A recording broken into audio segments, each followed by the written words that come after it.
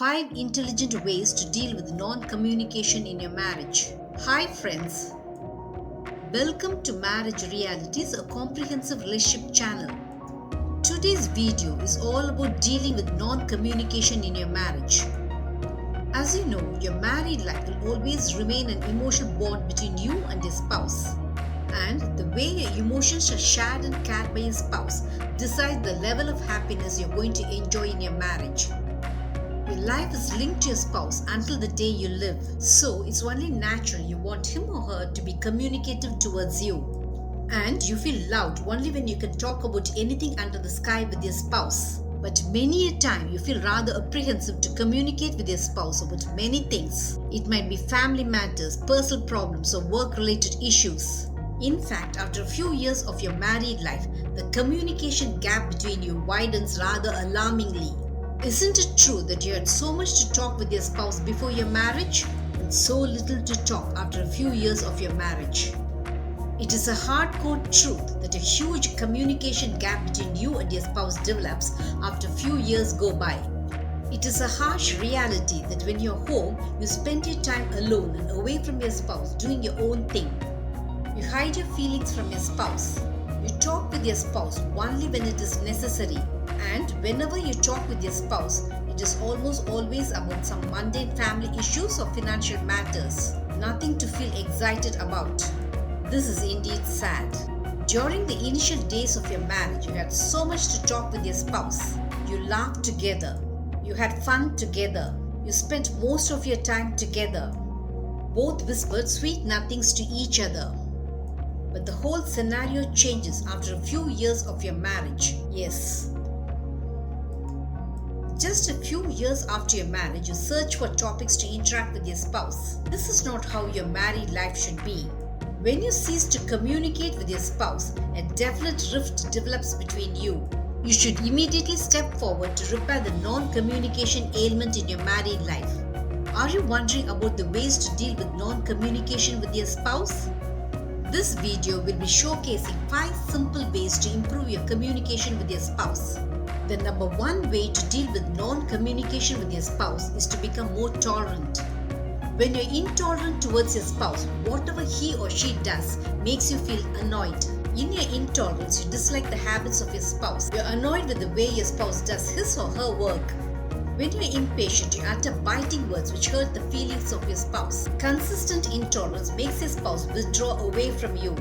And your spouse ceases to communicate with you because of his or her anger against your intolerance. You too feel comfortable with the non-communication you're experiencing with your spouse. This is dangerous to your marriage. Unless you communicate with your spouse, you will not understand his or her viewpoint. When you do not communicate with your spouse, the gap between you widens so much so that you lose sight of each other. You should immediately stop this sort of a communication gap developing between you. So, never ever stop communicating with your spouse.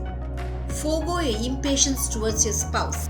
Be patient towards the minor faults of your spouse. Understand that your spouse will be different from you. Take the words spoken by your spouse in the right spirit. This is the simplest trick that never fails to deliver the goods. The number 2 way to deal with non-communication with your spouse is to stop the accusing game. When you're too accusing, your spouse does not like to interact with you. And when your spouse is too accusing, you do not like to interact with him or her. It is because unwarranted accusations make both feel resentful about each other. You're unable to digest the fact that your spouse is finding too much faults with you, so you would not let go your spouse. You too indulge in accusing your spouse about many things he or she is doing in your relationship. When both are accusing, it's only natural that both refrain from talking with each other. This is bad for your marriage. You're not living with your enemy that you should always be accusing your spouse.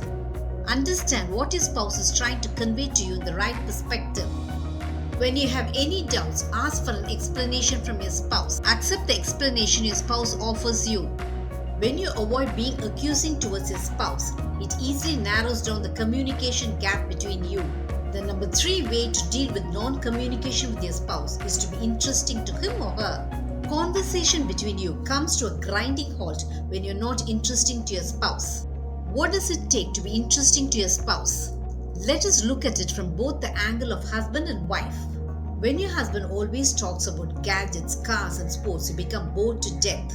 You do not find the conversation of your husband interesting to you because the topic he eagerly converses about does not interest you in any way. When your wife always talks about family issues, financial problems, and family gossip, you're bored to even listen to her because the topics do not interest you. So, the best trick to make your conversation lively is to be interesting to your spouse. Talk about family issues only when your spouse is in a receptive mood. Talk about topics which interest your spouse.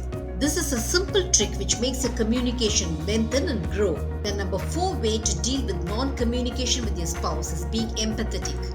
Empathy is crucial for your marriage. It is crucial for your conversation also. What seems unimportant to you might be of great importance to your spouse. Let us suppose you scarcely listen to what your spouse has to say to you. Your spouse will withdraw away from you in unhappiness. But when you're empathetic, you want to listen to your spouse. Empathy makes you understand the undertone of the feelings of your spouse much better. Listening to your spouse is a great initiator to make your conversation grow. The number 5 way to deal with non-communication with your spouse is by being humorous.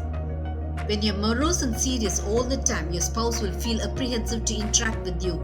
It is because your sober attitude puts off your spouse. But when you're humorous, your spouse likes interacting with you. When you laugh together, you will find conversing with each other interesting to both. You're going to travel all through your life journey together with your spouse.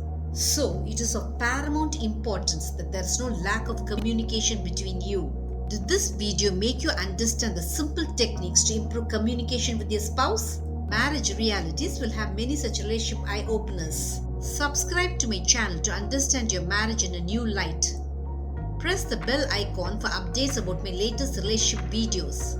Make love forever until death do us part your relationship goal.